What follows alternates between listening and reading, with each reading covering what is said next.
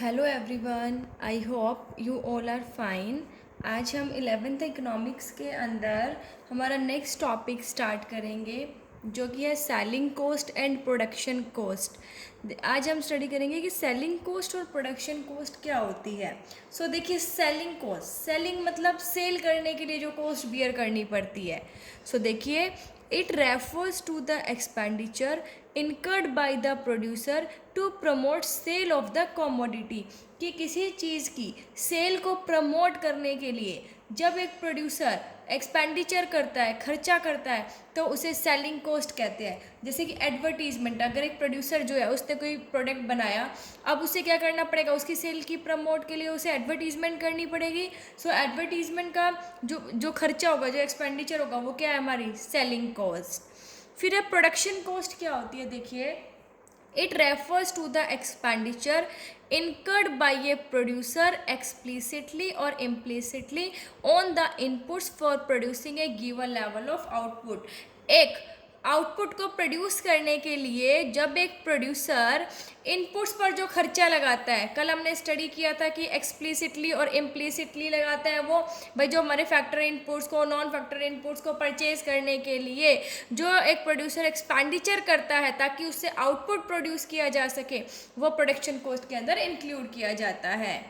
अब आती है short run cost and shapes of short run cost. ठीक है, ये बहुत इंपॉर्टेंट है। देखिए, शॉर्ट रन कॉस्ट क्या होती है। शॉर्ट रन क्या होता है?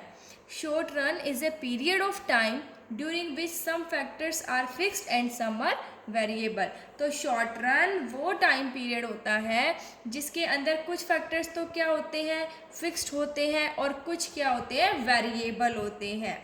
अब शॉर्ट रन कॉस्ट के दो कंपोनेंट्स हो गए, कौन कौन से, फिक्स्ड कॉस्ट और वेरिएबल कॉस्ट। ठीक है, अब देखिए, तो टोटल कॉस्ट किसके बराबर आ गया भाई, टोटल कॉस्ट मैंने बताया शॉर्ट रन के अंदर हम देखें तो टोटल कॉस्ट के दो कंपोनेंट है, फिक्स्ड और वेरिएबल।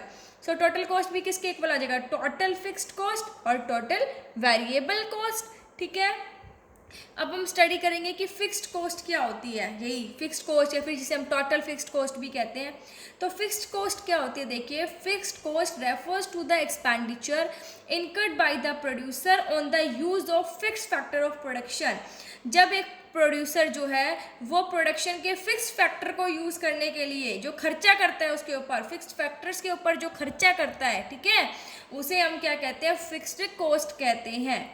ये जो कॉस्ट है वो आउटपुट में जितना चेंज किए उससे चेंज नहीं होती। ठीक है, चाहे आप कुछ भी मत बनाओ, चाहे आप 2 यूनिट बनाओ, चाहे आप 3 यूनिट बनाओ, चाहे आप 4 यूनिट बनाओ, एक पार्टिकुलर लेवल तक ये जो कॉस्ट है वो चेंज नहीं होती, आउटपुट में कितना भी चेंज आए। ठीक है, अब आपको देखो भाई, आप अगर एक बिल्डिंग आपने परचेज कर रखी है, उसका रेंट दे रहे हो, तो आप चाहे उसके अंदर बनाओ चाहे मत बनाओ, आपने ले रखे तो उसको रेंट देना ही पड़ेगा। ठीक है, फिक्स्ड कॉस्ट वो कॉस्ट होती है जो कि आउटपुट में चेंज होने की वजह से चेंज नहीं होती, चाहे आप कुछ भी प्रोड्यूस मत करो, चाहे आप 10 करो, चाहे आप 50 करो, वो तो आपको देनी ही पड़ेगी।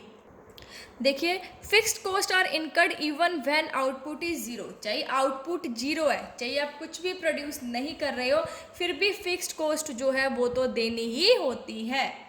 These costs are also called supplementary cost और overhead cost और indirect cost। इन cost को supplementary cost भी कहा जाता है, overhead cost भी कहा जाता है, या फिर indirect cost भी कहा जाता है। हम इनको इन नेम से जान सकते हैं, total fixed cost भी कह सकते हैं, supplementary cost भी कह सकते हैं, overhead cost भी कहा जाता है इन्हें, और indirect cost भी कहा जाता है। अब देखिए, फिक्स्ड कॉस्ट के प्रिंसिपल कंपोनेंट्स कौन कौन से हैं, इसमें एग्जाम्पल भी कह सकते हैं हम, जैसे मशीन एंड प्लांट के ऊपर कोई खर्चा किया, ठीक है, लैंड एंड बिल्डिंग के ऊपर जो खर्चा है वो होएगा तो होएगा, लाइसेंस फीस है, जो परमानेंट स्टाफ है उनकी वेजेस एंड सैलरीज, ठीक है, वो हम फिक्स्ड कॉस्ट के अंदर इंक्लूड करते हैं। एक टेबल के थ्रू देखिए, यहाँ पर हमने लिया यूनिट्स ऑफ आउटपुट और ये हमारी है फिक्स्ड कॉस्ट। अब यहाँ पर देखिए, यूनिट ऑफ आउटपुट जब 0 था तो भी 10 थी, 1 तो भी 10 रुपीज दे रहे थे, 2 तो भी 10, 3 तो भी 10, 4 तो भी 10, 5 तो भी 10 और 6 तो भी 10। देखिए, चाहे आप 0 आउटपुट प्रोड्यूस करो, चाहे आप 6 यूनिट्स प्रोड्यूस करो, जो टोटल फिक्स्ड कॉस्ट है वो क्या रहती है, सेम रहती है, इसके अंदर कोई चेंज नहीं है। जब आपने कुछ नहीं बनाया तो भी आपने 10 रुपये पे किए, 1 यूनिट बनाई तो भी 10 रुपये पे किए, 2 यूनिट बनाई तो भी 10 रुपये, 3 बनाई तो भी 10 रुपये, 4 बनाई तो भी 10 रुपये, 5 बनाई तो भी 10 रुपये, 6 बनाई तो भी 10 रुपये। It means fix cost output में चेंज होने की वजह से चेंज नहीं होती है, ठीक है। देखिए, this table shows that fixed cost remains constant at all levels of output. अब ये टेबल क्या शो कर रही है कि जो फिक्स्ड कॉस्ट है वो कांस्टेंट है आउटपुट के हर लेवल पर, चाहे 0 है, चाहे 1 है, चाहे 2 है, चाहे 3 है, चाहे 4 है, चाहे 5 है, चाहे 6 है, ये कांस्टेंट है। कितनी है, देखो 10 है, 10 पे कांस्टेंट है। जब आउटपुट 0 है तो ये कितनी है, 10 है। और जब आउटपुट बढ़ जाता है, 2 हो जाते हैं, 4 हो जाते हैं, 6 हो जाते हैं, तो भी टोटल फिक्स्ड कॉस्ट के अंदर कोई चेंज नहीं आता, ये कितनी रहती है, 10 की 10 रहती है। सो इसलिए कहा है कि फिक्स्ड कॉस्ट अगर 0 होगी तो भी क्या करना पड़ेगा, देनी ही पड़ेगी। नेक्स्ट देखिए इसका डायग्राम, एक्स एक्सिस पर हमने यूनिट्स ली, वाई एक्सिस पर हमारी टोटल फिक्स्ड कॉस्ट है।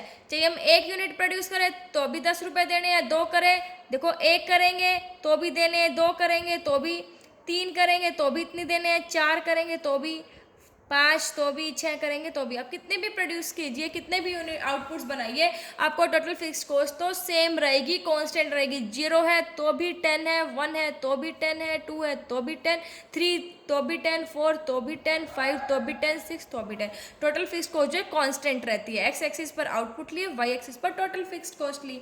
सो टोटल फिक्स्ड कॉस्ट जो है, देखिए एक हॉरिजेंटल स्ट्रेट लाइन है जो ये किसके पैरेलल है, एक्सिस के पैरेलल है, जो क्या शो कर रही है कि जो टोटल फिक्स्ड कॉस्ट है वो आउटपुट के हर लेवल पर क्या है, कांस्टेंट है, ठीक है। चाहे आउटपुट 0 है तो भी क्या है, ये कांस्टेंट है, किसके इक्वल है, 10 रुपीज़ के इक्वल है। सो ये थी हमारी total fixed cost. I hope आपको समझ आ गई होगी। Thank you, stay safe, stay home.